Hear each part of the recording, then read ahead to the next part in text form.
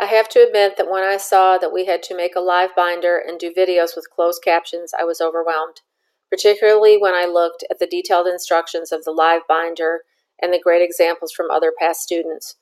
The videos have become a bit easier in terms of not getting so nervous, but somehow I had progressively more difficulty getting the closed captions to cooperate.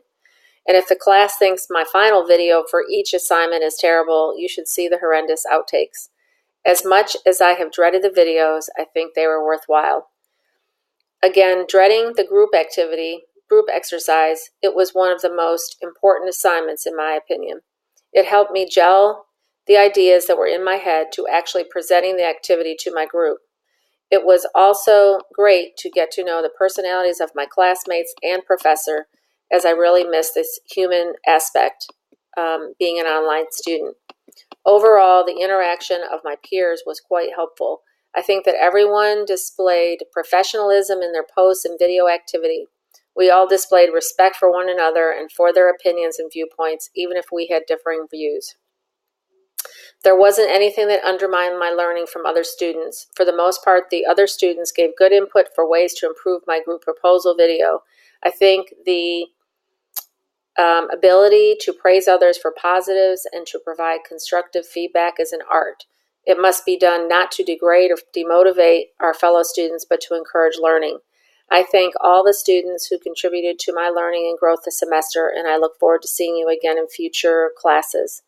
Looking back on my introduction video, I believe I met my goals for this class.